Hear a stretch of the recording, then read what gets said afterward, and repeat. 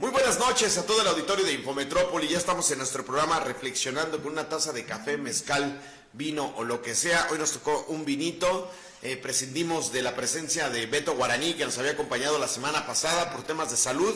Le mandamos un fuerte abrazo, esperemos que pronto se recupere. Pero bueno, siempre el incansable licenciado Marco Antonio Aviña Kik está con nosotros esta noche. Licenciado, ¿cómo está? Muy buenas noches. Bien, preparando temas, traemos un montón de información, Rolando. Buenas noches a todos. Ojalá que Alberto se componga pronto. Fíjate que yo traía por ahí una petición musical, pero la guardamos para la próxima. Usted se llama la melodía. Bueno, hoy se cumplieron 29 años del asesinato de Luis Donaldo Colosio, allá en Lomas Taurinas, en Tijuana, el 23 de marzo de 1994. Era una campaña tambaleante, hubo un montón ahí de situaciones muy incómodas, el alzamiento armado zapatista que vino a contaminar enormemente la campaña. Arrancó aquella expresión de Salinas donde decía: no se equivoquen, el bueno es Colosio. Pero la mayor parte de los analistas serios, los analistas políticos serios, opinaban que la campaña no despegaba, que no iba a llegar a un buen puerto. Y cosa rara, Colosio comete varios errores. El principal es el discurso fuerte del aniversario del PRI, ahí frente al Monumento a la Revolución. Eso fue detonante. Y Julio Scherer narra en un libro que escribió a propósito de esa campaña.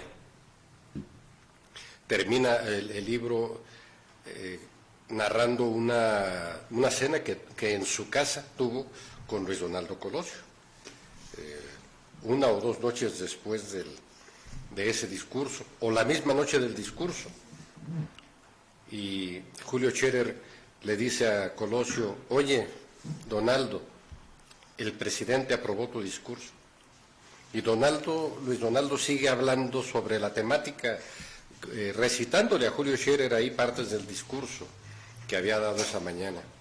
Y Julio Scherer repite: el presidente autorizó tu discurso. Colosio dice: no, pero él sabrá comprender. O sea, Julio Scherer ahí da a entender, cuando hace esa publicación, Colosio ya había sido asesinado, ya estaba todo, incluso ya había pasado el proceso electoral, ya habían impuesto a Ernesto Zedillo.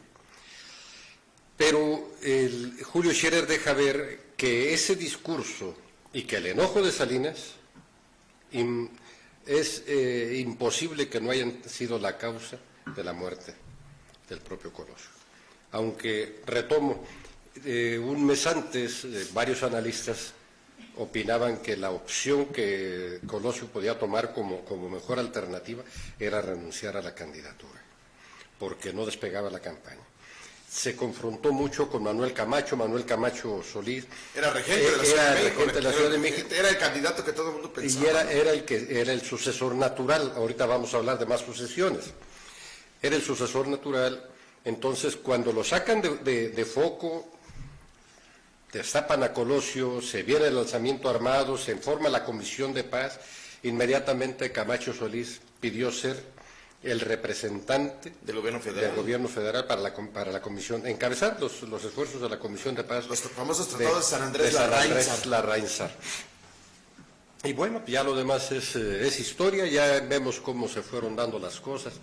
Pero aquí lo interesante es ver un poquito aquel PRI gobierno que tanto la oposición peleaba, y que es muy interesante hacer un análisis, porque quien no conoce su historia está condenado a repetirla, y vamos a ver a lo mejor ciertas características de lo que sucedió con ese PRI represor a lo que hoy existe en los gobiernos, ¿no? Hoy estos temas toman especial relevancia. ¿Qué estaba sucediendo en el país en 1994? Hay que entender un poco el contexto situacional que había en el 94 en el país. Bueno, en México estaba entrando a un tratado de libre comercio. totalmente se declaraba lo que se conoce ahora como el neoliberalismo de una manera formal, ¿no? En donde se vendía que México era un país y una potencia. Un capitalismo salvaje, Sí, bueno, recordemos, desbordado. Fíjense nada más para que ustedes puedan leer mucho. Eso lo acaba de declarar Andrés Manuel López Obrador ayer o hoy, que México está listo para ser potencia. Eso se decía en 1994 en este país. Y no estoy mintiendo, ahí están, vean las mañaneras. Que México estaba listo para entrar a las grandes ligas y que México estaba preparado para competir con países, pues el gran monstruo económico como es Estados Unidos, que van a competir, competir. Entonces, hoy estamos compitiendo con declaraciones, con temas de quién es más violento, que quién pone el narcotráfico, que quién pone las armas, que quién pone el fentanilo, que si ellos son. Seguimos compitiendo, a ver quién es el más malo, no quién es el mejor, no, quién es el más malo. Entonces, ese 1994 México entraba y vino una andanada de reveses al pueblo desde la expulsión de personas del campo, porque ya no podíamos competir, aunque el tema agrario quedó un poquito desfasado de la entrada de vigor del libre comercio para que, según esto, los campesinos se pudiesen preparar para lo que venía, que nunca sucedió. Aquí en La Piedad pegó horriblemente, ¿no? Y hasta el día de hoy, con 3 piezas en Estados Unidos, con la costilla, con la pierna y con otra cosa que ahorita se me olvida, sacan el valor de un puerco. Acá en México, obviamente, no sé, siguen dispares, ¿verdad? Siguen dispares hasta el día de hoy, 2023. Ese tratado de libre comercio sigue pegando fuertemente, que por cierto ratificado por Andrés Manuel López Obrador con el TEMEC.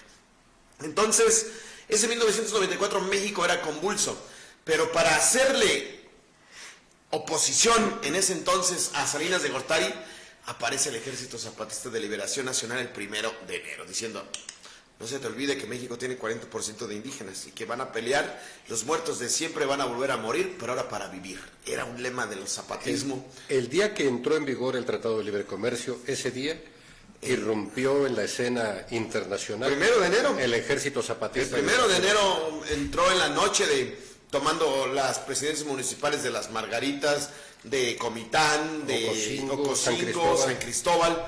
Ahí es donde entra y irrumpe el Ejército Zapatista por el subcomandante Marcos, ¿verdad? Y entonces, eso era en 1994 cuando muere Colosio, y Colosio manda un mensaje, que aquí hay que entender el mensaje que mandó Colosio, ¿no? Terminar precisamente con ese PRI gobierno, y eso no les gustó, ¿verdad? Yo quiero saber que hoy en día estas corcholatas que nombran todos puedan decir que van a terminar con Morena gobierno. Es una realidad. ¿De dónde están haciendo campañas políticas todos esos de Morena? ¿Quién llevaron a la marcha de este sábado? Yo lo digo con todo respeto, sin criticar. Yo los critico desde la izquierda. Desde la izquierda, no desde los panistas, estos estúpidos como Fox o como Calderón o esta bola de rateros. No, desde la izquierda. Esa no es la izquierda que necesitamos en este país. Esta es una izquierda diferente. ¿De dónde este Morena gobierno llevó a tantos camiones? Porque se encargaron de subir. Nadie se fue en Primera Plus, nadie se fue en su camión. Todos fueron con camiones pagados. ¿De dónde?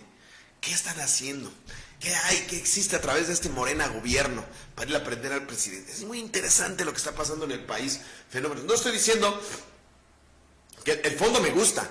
El fondo me gusta. Hacer una reivindicación histórica de la expropiación petrolera. Pero las formas en política también es fondo. Las formas en política también es fondo, y nos dice mucho, ¿verdad? Sigue habiendo ese Morena gobierno, ese PRI gobierno de 1994. Y le voy a pasar un poquito porque si no, no me callo al licenciado Aviña. No, está bien. Mira, me remonto otra vez al 94. Yo alguna vez ya conté aquí que cuando empezó a correr la especie de que había sucedido algo, en radio no se atrevían a comentar, era muy controlada la información. Yo estaba en ese momento en Churincio cubriendo información precisamente, escribía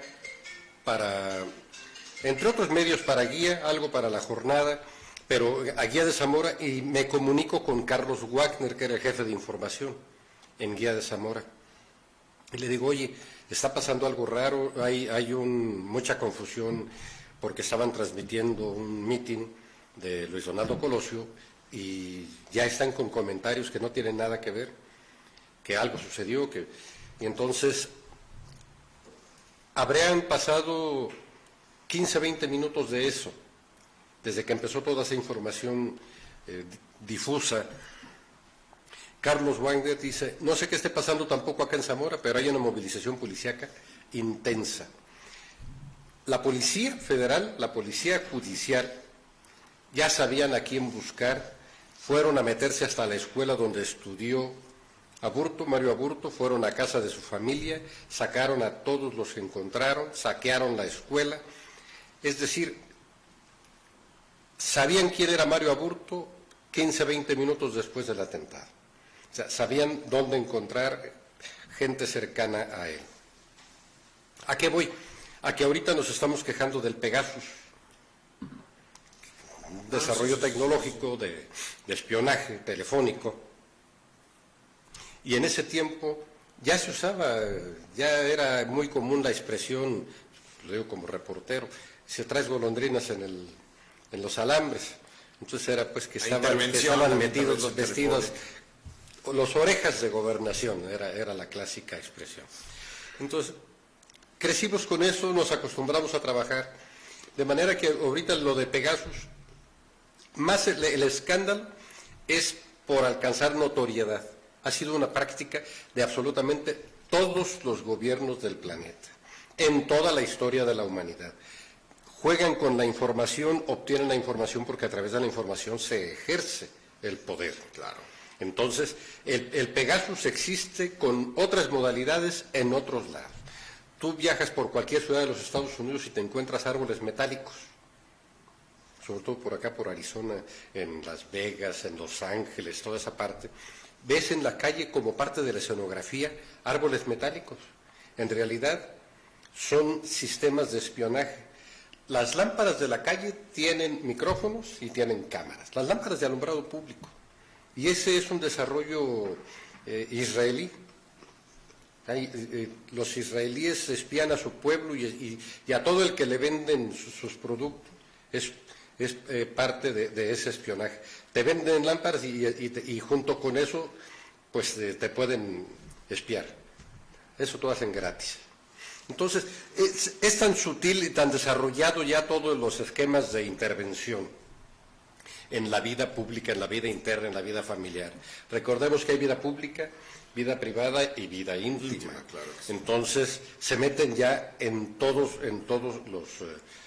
los aspectos posibles de la vida para lograr tener información y poder controlar las decisiones de un personaje y era a través de las redes vida sociales. pública. Claro. Estoy viendo un documental que se llama Conexión, es impresionante cómo las redes sociales tienen de información. Hubo una reportera que quiso pedir su información personal, de cómo la estaba detectando una página de esas que existen para hacer match con las personas, con los novios, y le entregaron 800 páginas de su personalidad.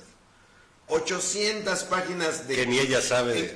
Ella dice, yo no me conocía tan bien hasta que vi estas páginas. Entonces, bueno, el tema del espionaje, del intervencionismo, pero eso era el México del 94. Yo recuerdo que fue el año en que entré a la UNAM, bueno, a la universidad como tal. Yo venía estudiando en la Escuela Nacional Preparatoria 3 Justo Sierra, en donde, pues bueno, en la UNAM somos muy despiertos socialmente, y en la universidad, cuando empezó el movimiento zapatista, empezamos muy activos para poder mandar víveres, las caravanas por la alimentación, los cinturones de seguridad, compañeros fueron, en fin. Entonces, eso es lo que se vivía en el país. Cuando la muerte de Colosio, creo que Colosio, muchos dicen, Colosio iba a cambiar el país. No es cierto, Colosio iba a cambiar el PRI. Esa es la realidad, ¿no? Colosio servía a su padre muy vinculado a los gobiernos priistas, represores, dictatoriales, ¿verdad? Entonces, eso que iba a suceder, eso sí, no es cierto. Colosio simplemente estaba entendiendo, veo un México con hambre, ¿no? O sea, un discurso que sabía que no iba a levantar porque ya la gente venía haciéndose interrogantes respecto a sus derechos para ser garantizados por el Estado mexicano. Colosio detectaba que no podía seguir con su discurso tradicional priista. Fíjate que ese veo un México con hambre y sed de justicia es un extracto de un pasaje de una Biblia protestante. Yo alguna vez lo publiqué en Cambio de Michoacán. alguien, un buen amigo, que ya no existe, pero un buen amigo, me encuentra un día y me dice, toma, me regaló una Biblia pequeña, pero protestante. Y me puse a leer, me gusta leer todo lo que llega a mis manos. Y ahí me topé con ese párrafo que quien elaboró el discurso para Luis Donaldo Colosio lo adaptó. Allá en la Biblia protestante dice, yo veo un pueblo con hambre y sed de justicia. Y acá lo pusieron, yo veo un México. Muy pegador, muy intenso. Tropicalizaron a México, lo entendió. Entonces, Colosio entendía.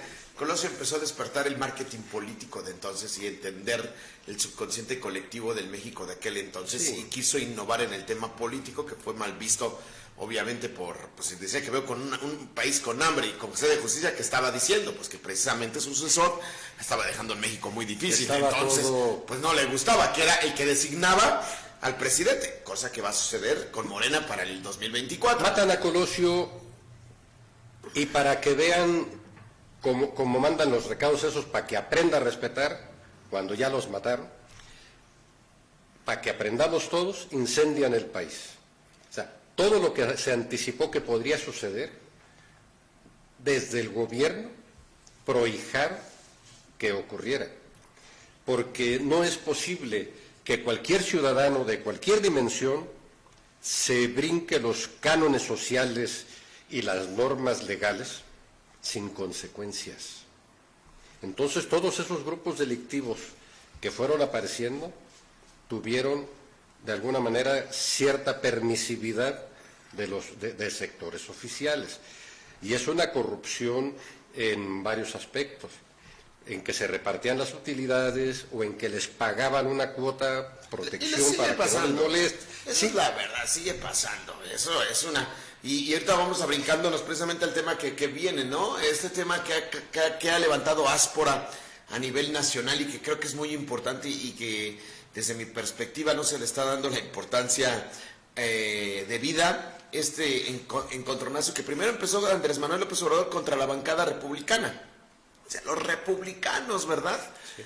Pero creo que también ahora ya son los demócratas y es el gobierno constitucional de Estados Unidos a través de Anthony Blinken, que es el secretario de Estado, que es como que en México sería el secretario de gobierno. Pues arriba de él nada más está Joe Biden, ¿verdad? Ese es el segundo a bordo, diciendo efectivamente en México hay muchos territorios dominados por grupos que no son los de gobierno. Y Andrés Manuel sale diciendo, no es cierto, no se equivocan, y si no cree, ve a Tulum. Tulum tiene 40 y tantos mil habitantes y no saben quién tiene el tema de la violencia en Tulum. ¿De verdad? 40,000 habitantes no saben quién será el tema de violencia. Entonces, lo que está sucediendo en México, los mexicanos lo sabemos y lo tenemos muy claro, pero que esto tome relevancia en Estados Unidos y que ya hay una propuesta para que se nombren los grupos delincuenciales en México como terroristas, creo que tiene una especial relevancia. Yo no sé si Andrés Manuel, con un discurso totalmente populista, porque la verdad sí lo es, decir que nosotros somos independientes, no es cierto, no lo somos. En realidad no es cierto, lo he dicho aquí muchas veces. Hoy las invasiones no deben ser militares ni armadas, son las invasiones económicas y estamos hasta la madre invadidos por las empresas norteamericanas y dueñas canadienses, inglesas de México, hombre. ¿Para qué estamos haciéndonos tonterías? El bienestar no se genera a través de las armas. En general ¿Quién se atreve a dejar de tomar Coca-Cola? Claro, hombre, que ese discurso es totalmente queriendo retomar el nacionalismo retrógrada de aquel entonces de Álvaro Obregón y seguido por Calles, que ahorita vamos a hablar sobre esos temas de la sucesión presidencial después de la revolución, para ver lo que está sucediendo y tratarlo de compaginar históricamente con lo que está sucediendo. Entonces, es un tema importante que creo que Andrés Manuel se está equivocando y los americanos, los gringos, anteponen sus intereses políticos sobre todo. Sí, ellos están escuchando. Dinero. No, el grupo del poder. El grupo del poder, ellos no les va a interesar lo que suceda en México o lo que no. Si el pueblo de Estados Unidos, ellos están midiendo el discurso de qué está sucediendo con México y los problemas que están sufriendo Estados Unidos, echárselos a culpa a México, ellos van a actuar, aunque el problema sea de ellos, porque los consumidores son ellos. Pero nosotros sabemos que las potencias son ellos y no nos podemos poner al discurso con ellos. Yo no sé si Andrés Manuel está haciendo lo correcto, pero sí está levantando áspora. Antes eran los republicanos, no. Hoy el secretario de Estado, que es demócrata, ya dijo, ya no nada más son los republicanos, ahora también es el gobierno institucional, constitucional de Estados Unidos, haciendo declaraciones de esta naturaleza. Mira, el Departamento de Estado emitió un dictamen, su reconocimiento o no, sobre la situación de los derechos humanos en varios países. Es una intromisión internacional que ellos hacen porque son el árbitro, pues, el árbitro mundial de la democracia. Ellos dicen quién va bien y quién va mal. El presidente de la República, Andrés Manuel López Obrador, hoy dice el Departamentito de Estado. ¿Por qué? Bueno, porque se están metiendo, dice, no tienen por qué venir a calificarnos, es como si nosotros los calificáramos a ellos, lo que estás comentando ahorita. Ciertamente es un problema compartido. ¿Dónde está el origen? El origen, lo sabemos muy bien, está en las inmediaciones de la Segunda Guerra Mundial. Empiezan por encargo y por convenio de gobierno a gobierno a producir amapola, opiáceos y marihuana para mandarlo como paliativo a los heridos y a los soldados y calmar nervios y todo, atemperarlos pues a los soldados, al ejército de los Estados Unidos. Y se convierte en un problema porque todos cuando regresan a su patria, pues vienen con adicciones. Y entonces empiezan a buscar en un mercado negro, en un mercado furtivo, cómo proveerse de los enervantes a los que su propio gobierno los enseñó, los acostumbró. Han ido buscando la manera de controlar, pero se salió de control. ¿Por qué? Porque surge el fenómeno de los productores independientes y de los traficantes independientes, como en la época de la prohibición del whisky. De la ginebra o el whisky en Estados Unidos. Que no podían hacerlo, que estaba prohibido, sacaron la especie del Bourbon, le dieron pues la vuelta a todo. Y finalmente el gobierno aceptó legalizar la droga del alcohol, porque fue una guerra también tremenda. Claro que sí. Entonces, es lo que está pasando ahorita, hay una recapitulación de todo, está regenerándose con todo ese fenómeno, con otros actores, en todos los sentidos, sobre todo la cuestión de los enervantes, con sustancias mucho más tóxicas, mucho más agresivas y de consecuencias funestas. Y es más fácil para ellos, como tienen acceso y tienen el control de absolutamente todos los medios de información, allá controlan hasta el Internet. No es como aquí se les cuelan varias cosas, allá hay un control absoluto. Ciertas palabras o frases claves no encuentran eco en la red. Entonces, tienen un control, informan a sus comunidades, a su pueblo, para decirlo de manera peyorativa, informan a su pueblo, a su sociedad, qué es lo que está pasando, pero encuentran culpables en otro lado. Dice, es que los mexicanos traen la droga. Antes de todos los males eran los negros, los esclavos. Y cuando se empiezan a liberar, los esclavos ven que son tan hábiles o más como cualquier otro. Pero eso es natural de cualquier gobierno. O sea, para los gringos somos los culpables. Y para el gobierno mexicano los culpables son ellos, porque tienen consumidores. Ellos son los consumidores. Claro, a ver, pero el tema está acá.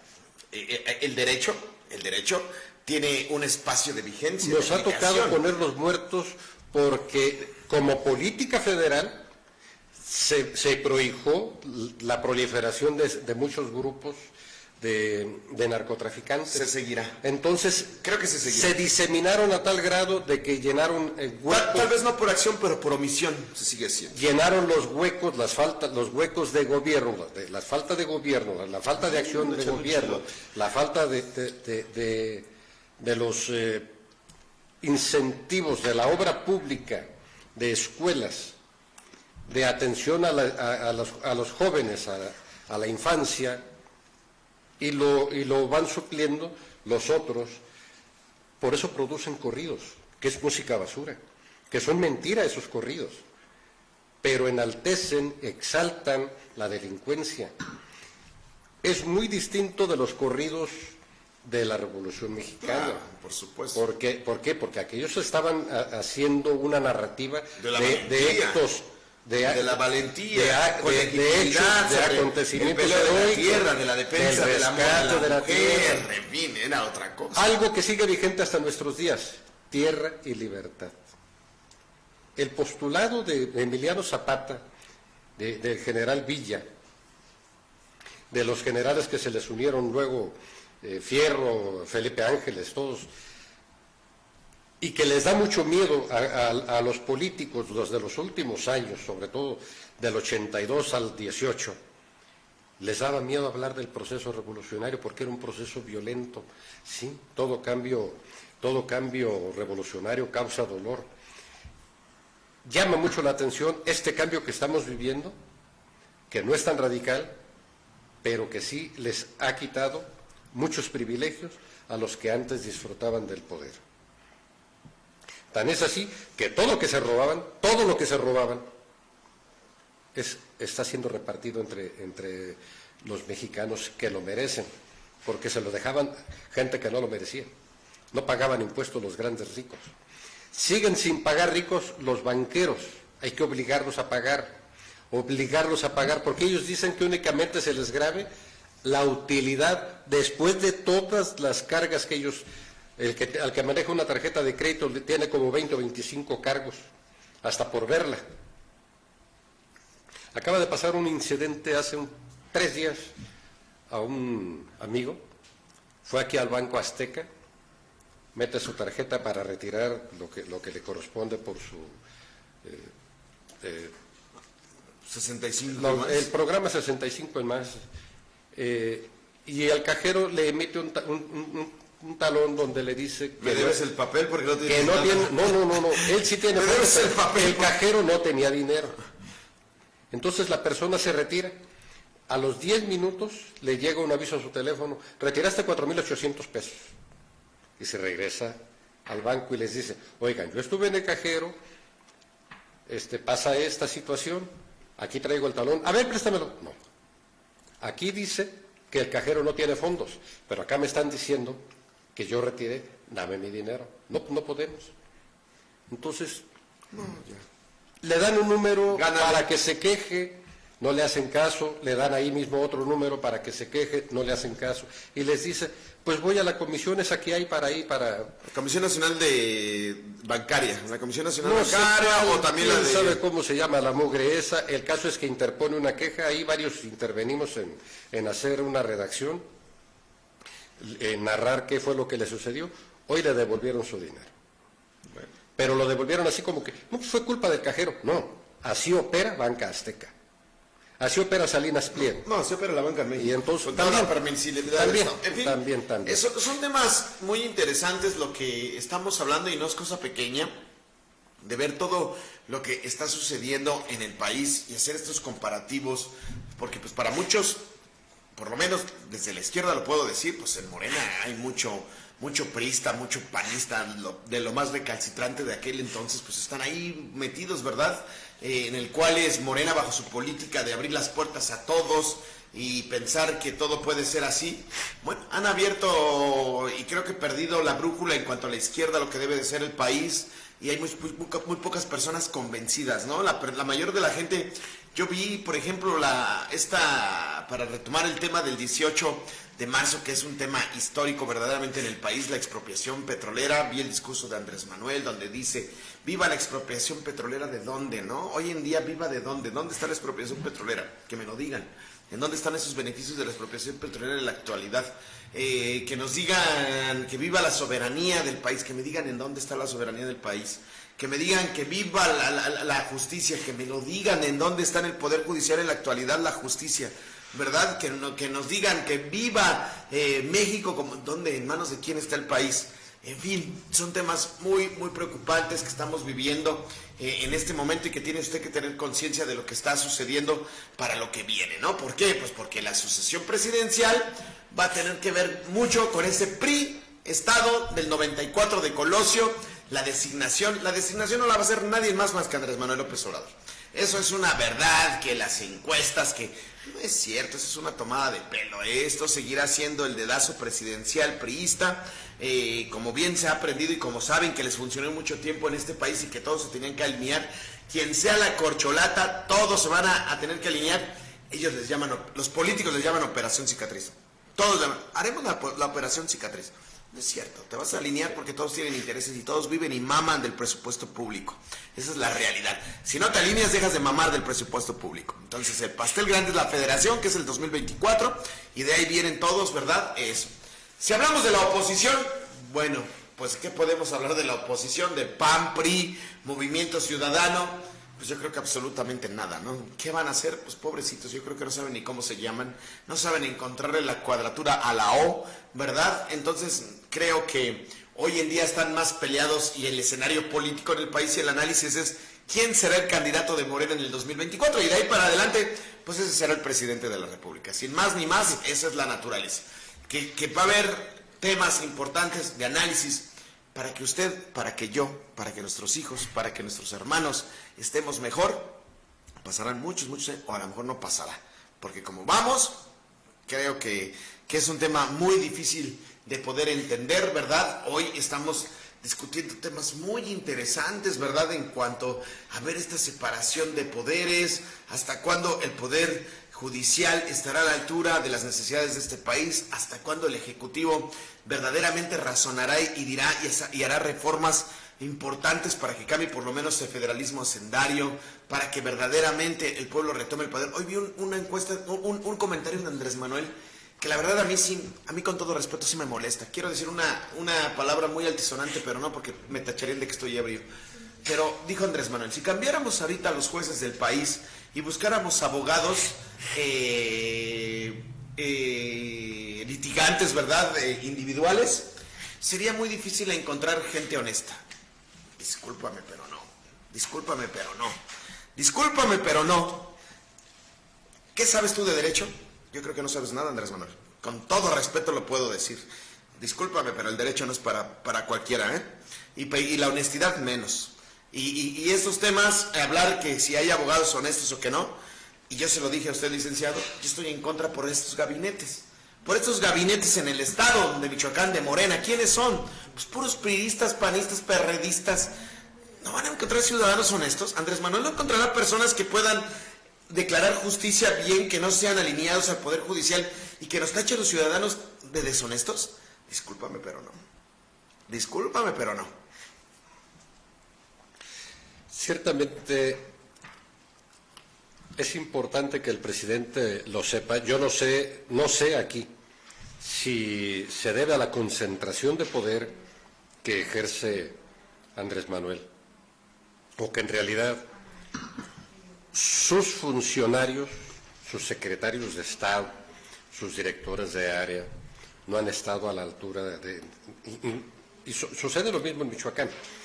Si no están a la altura de lo que la sociedad demanda, no de lo que espera el jefe de ellos. El jefe de ellos es el pueblo. No, me queda claro que no. Entonces, me queda claro que no están a la altura. Aquí hay eso, de que están haciendo un cálculo político para la siguiente quincena, para que no los cambien, no los remuevan, no haya enroques, no haya cambios de funcionarios.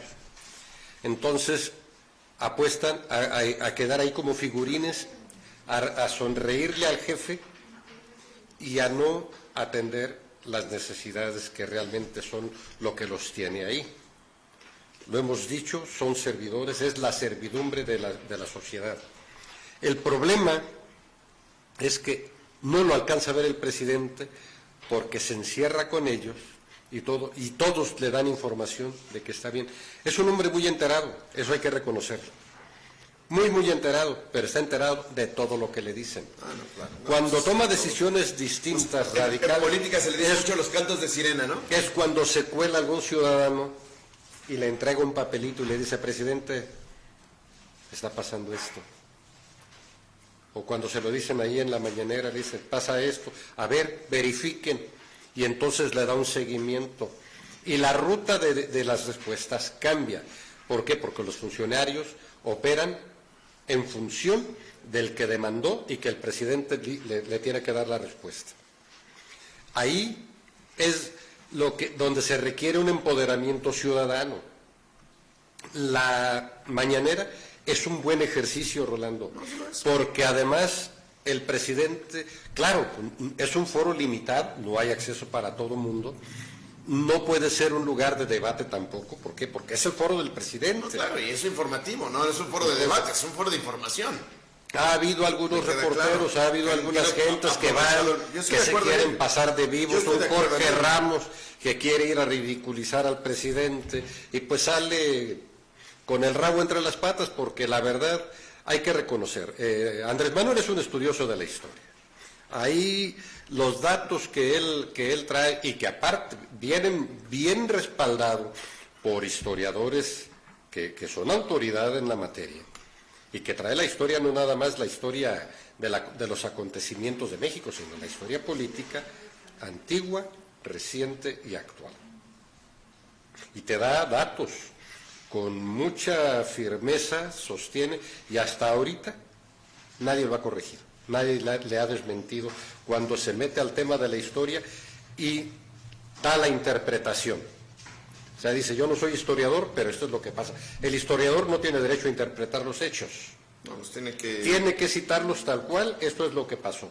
Recupera los hechos y los transmite, nada más. El analista, el opinador, es el que sí dice, esto es lo que yo pienso. Bueno, también un historiador tiene derecho a decirlo, ¿no? Pero bueno, la libertad de opinión, claro, pero tienes que hacer el deslinde. Correcto. Esto es lo que yo pienso. Esto es lo que yo pienso. Esto es lo que yo pienso. Yo opino y yo opino que esto, ¿no? Yo opino esto. Bueno, de manera que estos foros del presidente le han dado un poder tremendo al grado que desplazó a los medios tradicionales, por eso están muy molestos, por eso les dice, ¿cómo te compro publicidad? Si me ven a mí, a ti no. Entonces, no, pero que yo, sí, tiene que haber un intercambio, todos tienen derecho a existir, a coexistir los medios, pero en otro tipo de relación ya. El gran reto que implica la evolución tecnológica está desplazando las costumbres de que yo sigo sin hacerme la idea de no encontrar los periódicos a los que soy asiduo. Entonces los tengo que leer en computadora, me da mucho trabajo. Estoy acostumbrado al papel, Rolando, me gusta el olor de la tinta, el olor del papel. Y para mucha gente se hizo muy cómodo. El problema es que nos despersonaliza y nos vuelve más individualistas. Si de por sí un periódico a veces no queremos prestarlo, ahora imagínate la información en el teléfono, en el celular o en la computadora, en la tableta. No nos creemos dueños del contenido y luego nos creemos poseedores de un saber que se divulgó masivamente y nos ponemos a discutir como si, es que yo sí lo sé, porque pues lo acabo de leer en tal parte, tú también lo leíste, pero yo tomo el mensaje para mí, tú tomas el mensaje para ti, de una manera diferente, y hacemos una interpretación y luego debatimos o discutimos estérilmente sobre un mismo tema. Está bien cuando hay un propósito, Yo siempre extrapolo, siempre hago una comparación que es odiosa para muchos, donde digo, ¿cómo es posible que un partido de fútbol eche a perder un proceso electoral? Si tenemos un día de elecciones, deberían estar prohibidísimos los encuentros deportivos. ¿Por qué? Porque se enajenan muchos yendo a ver la patabola, le digo yo, o la transmisión de un partido. Prohíbanla porque debe ser obligatorio la participación ciudadana, la participación cívica. Un partido de fútbol no nos cambia la vida. Un partido político sí, lo estamos viendo. Y no nada más ahorita en el caso mexicano, lo estamos viendo en todos los casos de la historia. Parecería que sí, pero yo sigo pensando que no. Yo lo vuelvo a decir, mi vida no ha cambiado entre el PAN, PRI... No, pero tienes que vivir con eso. Sí, ¿estamos de acuerdo? Sí. O sea, los mexicanos... Pero no rompan tu criterio. Lo vuelvo a decir, usted se ha beneficiado de que el dólar está en 18 pesos. 19 pesos, dígame en qué. ¿En qué se beneficia la señora? ¿En qué me he beneficiado? El pueblo se ha beneficiado. A lo mejor las personas van a seguir siendo pobres con todo y las dádivas que regalan. No, todo lo que hace Andrés Manuel, lo que hace Morena, la gente seguirá siendo pobre. Nada más no se morirá de hambre, pero va a seguir siendo pobre. Es como, estoy leyendo el libro de John Turner, ¿verdad? El México bárbaro, ese que según citaba Lorenzo Córdoba, y hablaba las condiciones de mendicidad de los yaquis que expulsaron Porfirio Díaz a Yucatán, a las haciendas enequeleras, del Enequén, ¿verdad? Los mayas, pues nada más les daban de comer lo necesario para que no se murieran. ¿Les suena algo parecido? Entonces, que te den la dádiva de esto para que no te mueras y compres las medicinas a lo que tienes derecho. Sí, para que te ayudes, estudiante, para que te garantice el derecho constitucional de la educación. Hace falta una revolución. Son los reclamos que hace falta una revolución en son los reclamos de la revolución de 1910. Sigue siendo la misma. Sigue siendo. Por eso les digo, ¿para qué dejo de ver la patabola si me divierto y voy a ir a votar? Con todo respeto, lo digo de una manera peyorativa y de una manera sarcástica y de una manera retórica. ¿Para qué? Si mi vida va a ser igual. Eso es lo que dice el pueblo. Se trata de hacer el esfuerzo de cambiar. ¿No? Ellos sí ganan. Hay que quitarlo. Ellos sí ganan. El pueblo no gana si va y no vota. Es lo mismo. Que el pueblo gana o no vota. Hay un antropólogo. Ellos sí ganan. Hay un antropólogo, fíjate. Es entre los partidos políticos. Es entre ellos. Su diversión. Lo vemos ahorita, cómo ellos están preocupados por el aspecto político. A ellos les vale un cacahuate lo que está pasando el pueblo, lo que el padre sale y lucha para que a su hijo tenga un plato de comida digna, para que pueda comprarle un libro, para que pueda comprar un uniforme. A ellos les vale un cacahuate lo que está sucediendo, la verdad. Hay un antropólogo en los años 80, estuvo por allá en Chiapas, en varias comunidades, estuvo viviendo, se quedó meses a vivir en varios lugares. ¿Betraven? Y no es Bruno Traven, no. Es Francisco González, no recuerdo pero hace un librito como con unos 6 o 7 cuentos. Uno de ellos se llama El Diosero. Tiene que ver con lo que dices ahorita. Narra él que llega a una comunidad y hay un hombre, son 3 o 4 familias, y hay un hombre que es el jefe de esa comunidad. Y tienen un altar. Entonces le llama la atención, dice, ¿quién es? Dice, Dios. ¿Cuál Dios? No, pues es nuestro Dios. Nada más, es Dios. ¿Y qué le pides? Que nos vaya bien. Y si no te va bien, voltea a esa. Había un montón de ídolos despedazados. Le va a pasar, ¿no? Entonces decía, lo quebramos y hacemos otro Dios. Cuando nos está yendo bien, el Dios está ahí bien. Eso tenemos que hacer con el gobierno. ¿Nos va bien? Ponlo. Los policías, a lo mejor los policías de calle no llegara tanto, pero los jefes policíacos, los jueces, los calificadores de multas, debieran ser por elección. Deben ser por elección, ¿para qué? Para que se deban al ciudadano y que no se vendan al mejor postor, porque saben que los van a tronar, que los van a echar para afuera, los van a correr, y los van a correr con vergüenza. ¿Por qué? Porque le van a decir, la sociedad te rechazó. Tiene que haber un empoderamiento ciudadano consciente de los alcances de la Constitución. Los principios revolucionarios. Me topé, no estaba preparado, pero venía preparado. Me topé con esto, es de Ricardo Flores Magón. Claro. De uno de sus escritos que se llama Tierra y Libertad. Dice Ricardo Flores Magón. Dice que era el verdadero del eslogan zapatista, Tierra y Libertad. El infierno, dice, ¿habrá infierno peor que el que sufre el pobre? Si hubiera un infierno, él estaría repleto no de miserables como yo, sino de bribones como tú, que atan con el miedo la mano del pobre para que no la levante contra sus verdugos. ¿Quiénes son los que someten? Los medios, el discurso vertical. No, la clase política. Donde, Rolando, nos van indoctrinando. Es muy difícil. Traen ahorita la descodificación. Es una teoría de aprendizaje muy moderna. Lo que sabes ya no te sirve para nada, bórralo y y deja el disco en blanco y vuelves a grabar con información nueva, novedosa y útil. Es muy difícil que quien tiene una formación de 30, 40, 50 años o más cambie de paradigmas. Y lo que necesita nuestro país es cambiar paradigmas. ¿Cuáles son? Lo que está bien hecho, lo que debe hacerse bien, eso se debe conservar. Pero los paradigmas realizables, no los utópicos. El conocimiento es una utopía. El problema es que nosotros somos paradójicos. Perseguimos algo bueno haciendo todo mal. Es paradójico, no podemos obtener un buen resultado. Y lo comento por esto. El presidente más atacado en la historia de nuestro país es Andrés Manuel. ¿Que se lo ha buscado? Sí. ¿Que los cuca? Que por sí. Pero también es, hasta ahorita, en este siglo, el que ha hecho realmente un esfuerzo por cambiar el estado de cosas. Independientemente de los resultados, independientemente de la orientación.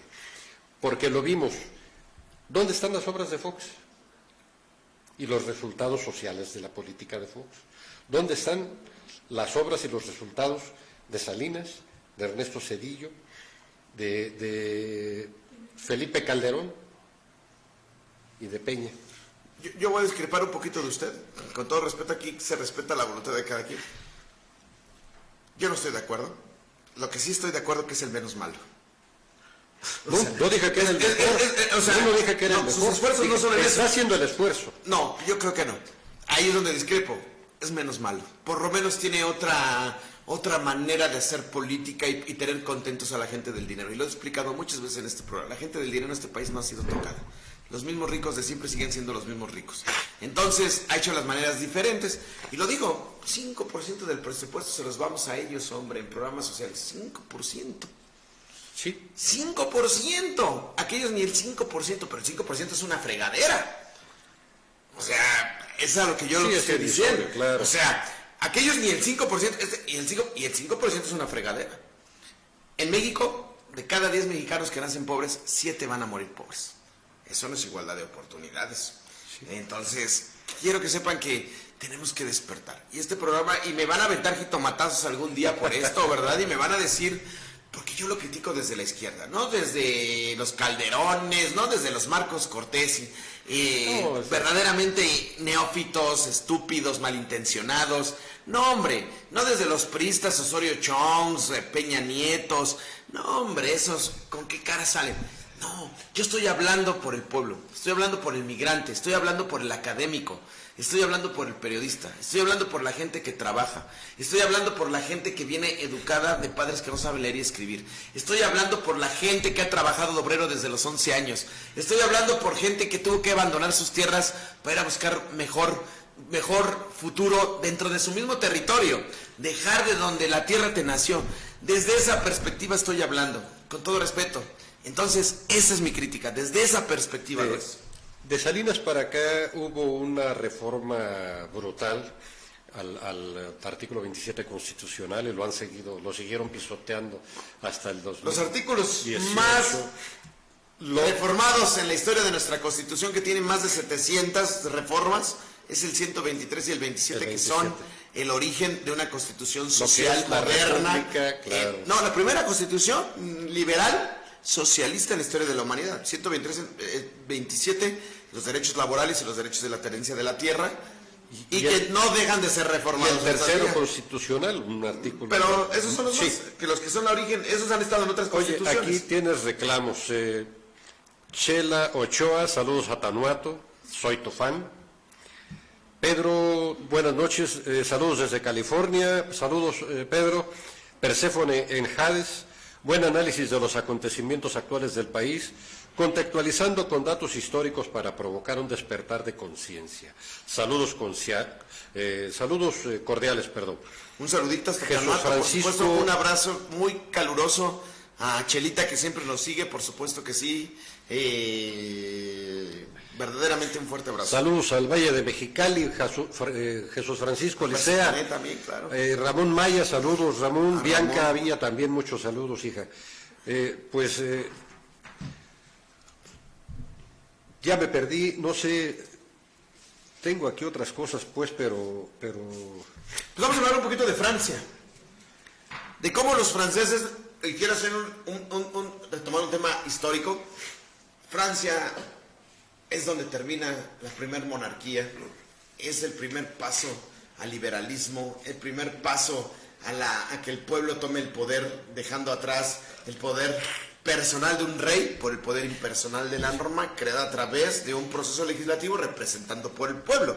División de poderes, democracia, república. Francia, ¿verdad? A través de 1780 y tantitos, 1776 la primera 76, constitución, sí. 1789 la constitución de los derechos del hombre y del ciudadano francés, donde se plasman los primeros valores liberales, ideológicos, lejos de paradigmas y dogmas religiosos. Es Francia, y Francia hoy está dando una muestra de civilidad. Fíjense, acá en México, reformas apenitas, el tema de pensiones en México no se dijo nada. Se cambió, y quien trabaja que me escupa la cara. Si no eres de los de antes, no te podrás pensionar, ahora te podrás jubilar y tendrás que trabajar hasta los 60 y tantos años. En Francia hoy en día Macron impulsó una reforma para cambiar de los 62 a los 64 años, y el pueblo de Francia, haciendo civismo, haciendo ciudadanía, se levanta. En México nadie se levanta. Mientras le des un pedazo de pan al pueblo, que se muera de pobre, de hambre, nada más que no se muera de hambre. Que se muera pobre, nada más no de hambre, pero que se muera pobre. Y allá los franceses, con esa dignidad que han demostrado, y eso es lo que les reconozco. Tengo la suerte de conocer Francia. No me agradan mucho los franceses, pero sí me agradan en el tema de decir, son verdaderos patriotas, verdaderos ciudadanos, saben defender sus derechos, salen a la calle, salen a protestar, y lo están haciendo hoy en Francia. Bravo por los franceses. Antes de eso, bueno, yo pienso que ya ahí no hay mucho que agregar, lleva más de 1,000 detenidos, lleva prácticamente una semana en convulsión social. Francia, ha habido por ahí tomas de calles, tomas de edificios. No, pero aquí lo dijo Slim. Hay que cambiar el sistema de pensiones, que ahora los mexicanos trabajan hasta los 70 y tantos. No. Bueno, Lo dicen quien nunca ha trabajado en la vida. Pues, claro que tenemos que decirlo, porque Así eso es es, importante. Allá ha cambiado de los 62 a los 64, y acá Slim propone que los mexicanos trabajemos hasta los 70 y tantos años. Mencionaste ahorita a Miguel Ángel Osorio Chong. Bueno, lo hiciste pues ahorita en otro contexto, pero hoy lo depusieron de su representación en el Congreso, en la Cámara Alta del Congreso de la Unión. Hubo ahí pues un golpe político Era el coordinador. Era el coordinador de senadores priistas. Sí, por eso digo, la Cámara Alta.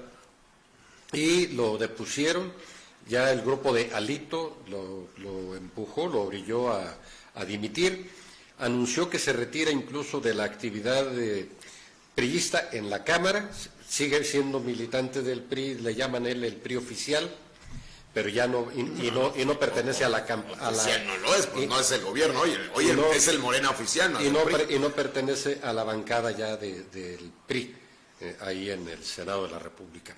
Hay un golpeteo muy fuerte, igual este señor Anaya, pues por demás impresentable, pero acaba de mandar por ahí a través de sus corifeos un video donde yo les decía de la tecnología limpia, la tecnología verde, y hablando de los autos eléctricos y sus bondades. Ya ven como sí, ya lo están haciendo. Una tontería pues ahí que él no tuvo ni nada que ver. Vamos, es como si tú y yo nos ponemos a anunciar que los cohetes a Saturno van a ser impulsados por hidrógeno. Y bueno, a lo mejor en 1 o 2 años anuncian que el hidrógeno va a ser utilizado y vamos a alegar que nosotros somos los autores, ¿no? Entonces, no va por ahí. Bueno,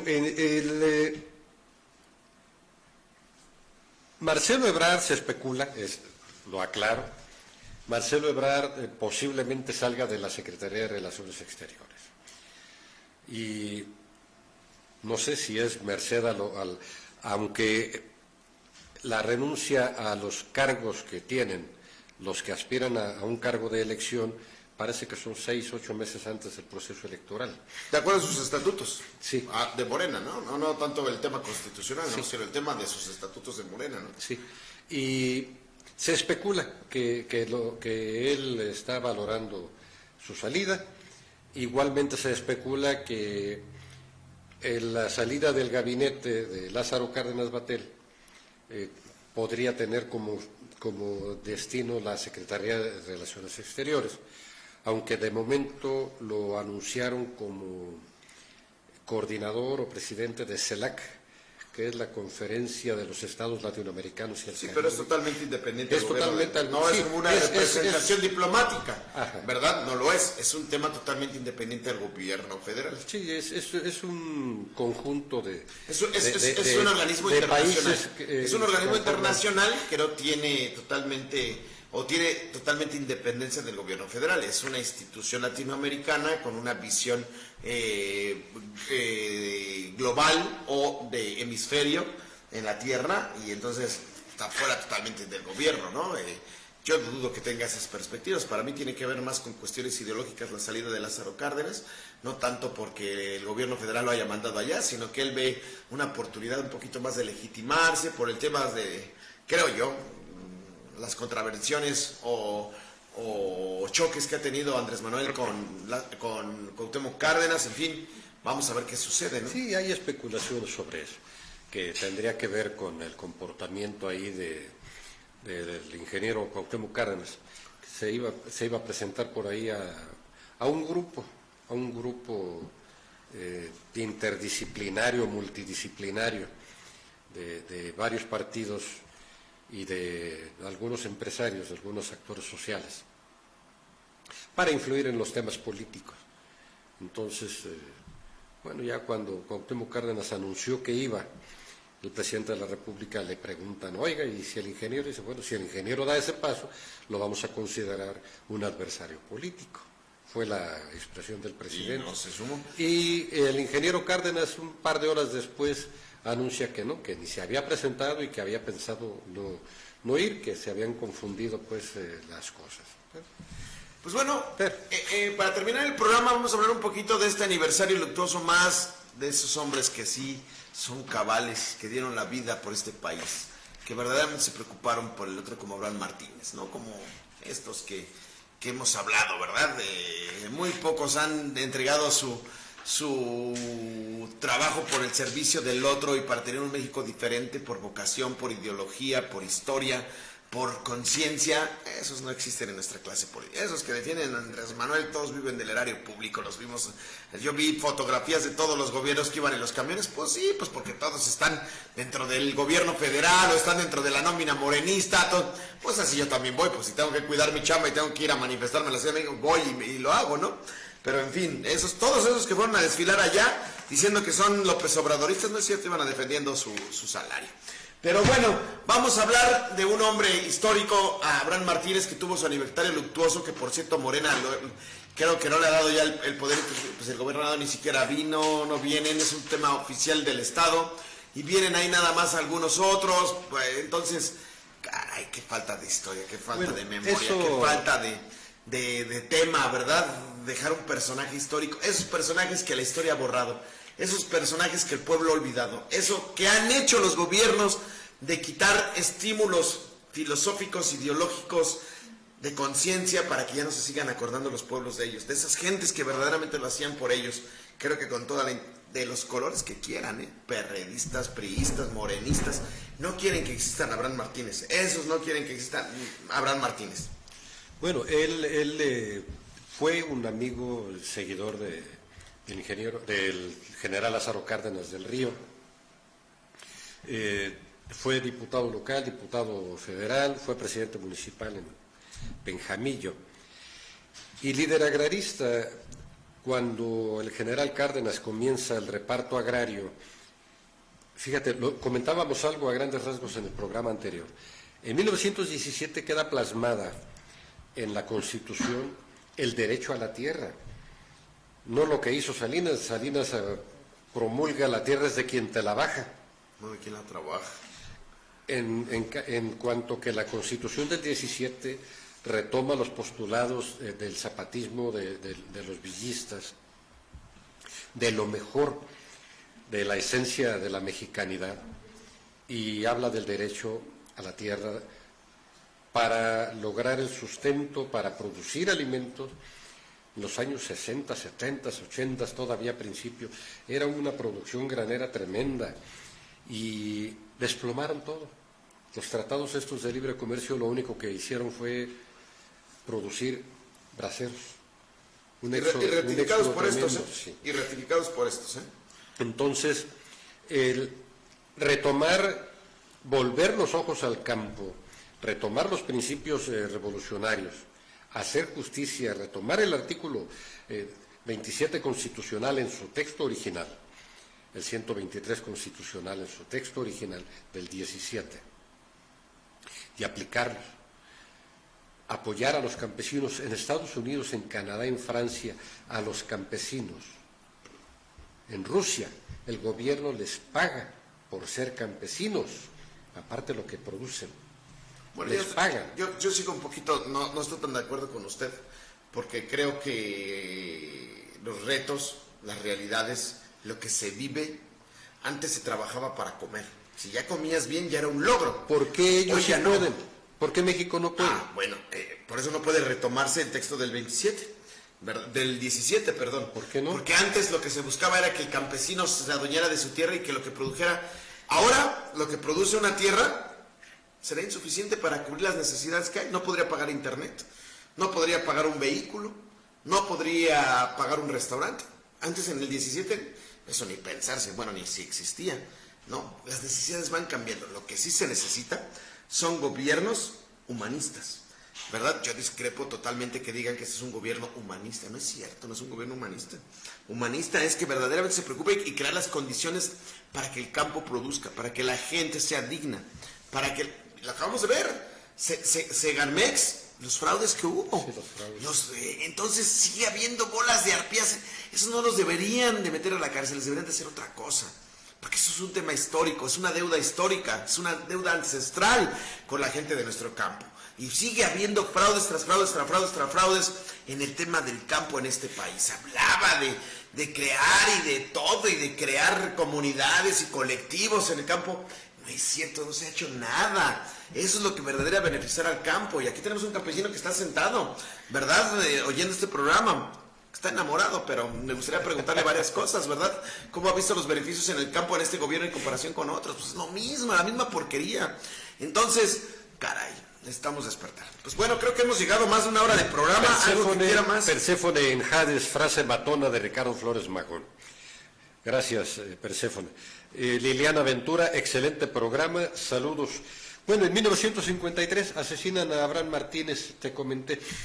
Él murió con un anónimo en el bolsillo de su camisa, donde le explicaba a alguien, decía, cuídate, Abraham, contrataron a un zurdo, te va a saludar y te va a disparar con la mano chueca.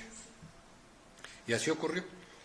Entonces, él lo trajeron malherido, llegaron en el camino a Numarán a recoger ahí al profesor José María Cano, que era un compañero de lucha, de armas, y se vinieron aquí a La Piedad. Aquí murió, ¿no? El padre de Taría Curicano, el padre de Taría Curicano, de Temo Cano. Entonces, llega aquí a La Piedad y bueno, pues aquí muere. Cada año van 70 años que lo recuerdan. Unos cuantos ya no me lo recuerdan. Unos cuantos. Ya es sí, gobiernos ha ido menguando. Que se han dicho que ha habido en Michoacán, ya no lo recuerdan. Esto significa la cuestión ideológica, la consistencia ideológica no tiene edad. Incluso entre más maduras, más se acendra. Ahí tiene que ver con la falta de definiciones políticas y más que definiciones políticas, definición ideológica. Es decir, el temple de a qué bando responden tus intereses. Usted estuvo presente. ¿De qué lado estás? Usted estuvo presente, yo ahora lo voy a interrogar. Nunca lo he hecho esto, pero después de tantos años lo voy, porque yo quise ir, pero no pude ir. ¿Quiénes fueron los oradores ese día del evento? Bueno, fue Eleazar Arellano, miembro de una familia que tiene historia en Penjamillo, historia que han aportado ¿Está en el gobierno? varios miembros, no. ¿Quién más fueron? ¿Cuál fue su discurso?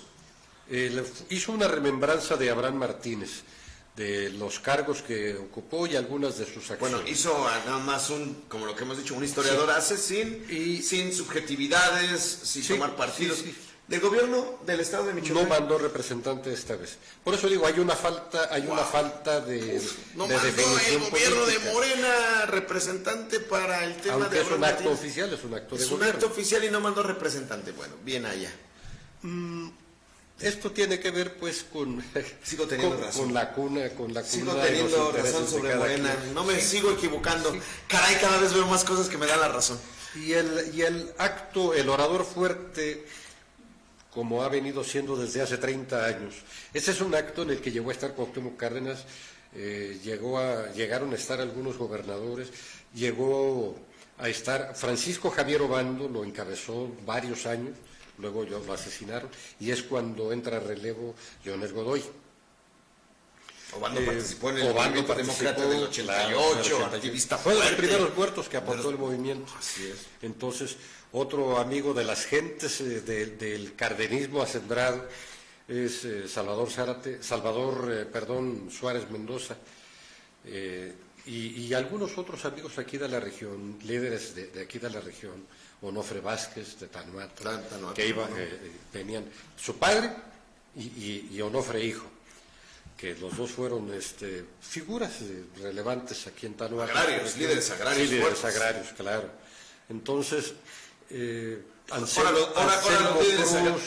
los líderes agrarios son... son agroindustriales. Son gente de... Ahora los líderes pues, no van a ir a sus eventos porque son agroindustriales. Sí. ¿Quién entonces... ¿Qué dijo Leonel Godoy? Me llamó la atención.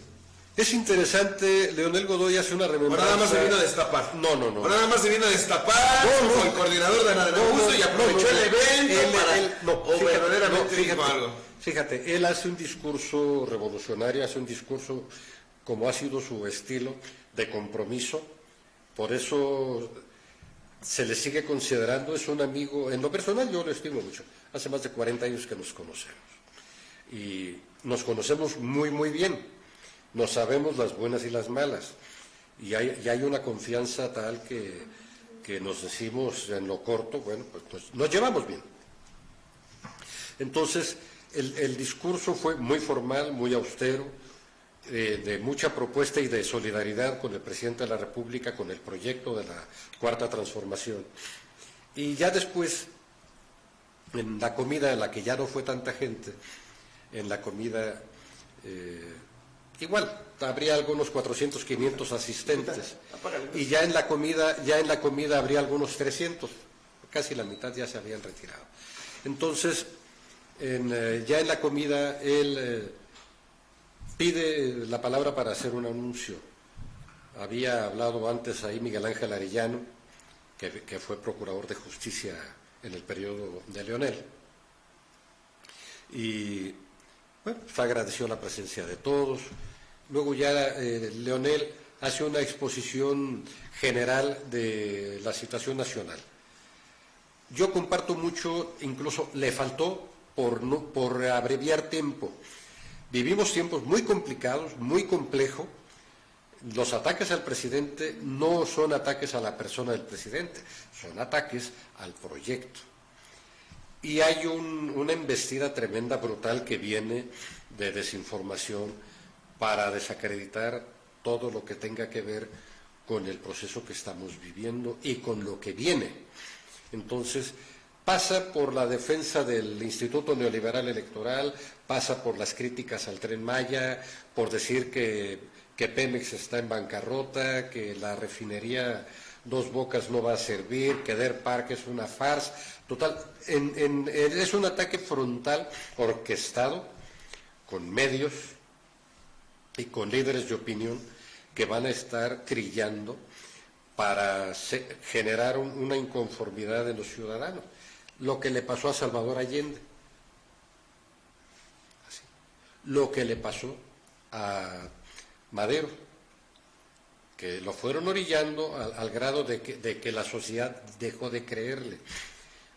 Lo extraordinario es que en el cuarto año de gobierno, cuando le queda al presidente de la República 1 año y 8 o 9 meses en el cargo,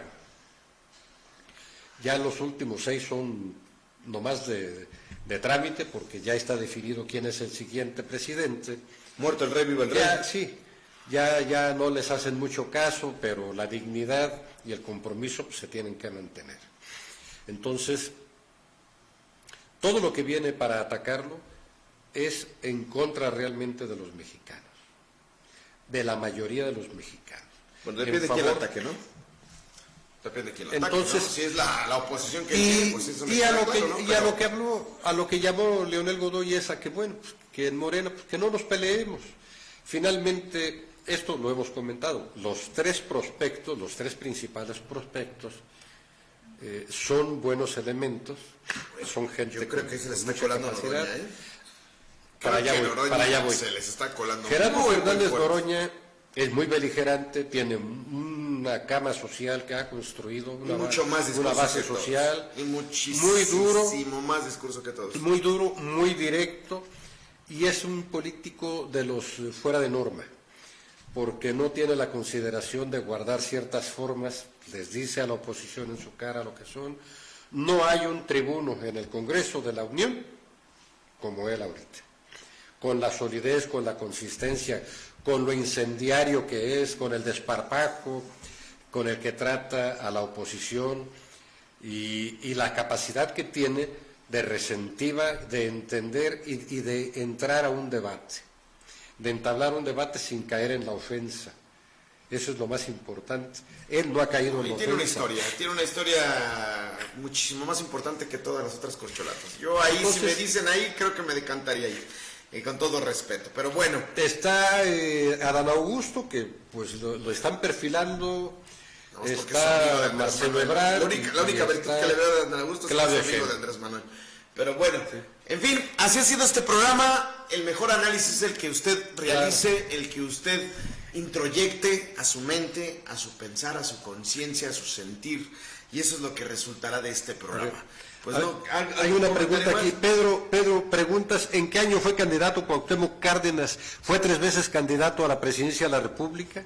En 1988, fue la primera que hizo el fraude electoral para imponer a un impostor, a un usurpador, a Carlos Salinas de Gortari. En 1994, que hubo también fraude para imponer a otro impostor, a Ernesto Zedillo, y luego en el 2000 que entró Vicente Fox, que no sirvió para maldita la cosa. Fue una farsa, un producto Coca-Cola. Pues ahí está. Entonces, en esos 3 periodos... También pues, ahí hay un comentario de Liliana Ventura, excelente programa, saludos, sí. Muchísimas gracias a toda la gente que nos ve, a la gente que ha estado más de esta hora, ya llevamos 1 hora 10 minutos de programa, porque bueno, creo que aquí nos callaríamos si no diéramos más o menos un margen de 1 hora para hacer este programa. Pues muchísimas gracias, esto ha sido un programa de Infometrópoli, hoy 23 de marzo del 2023, en el cual...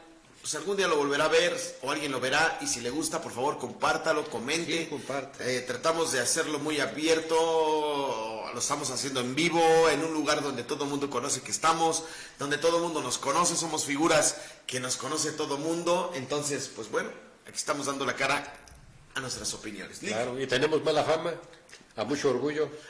Así es. Muchísimas gracias. Gracias, buenas noches. Rolando, buenas noches. Buenas noches, reflexionando con una taza de café, mezcal, vino o lo que sea. Gracias. La fecha hoy.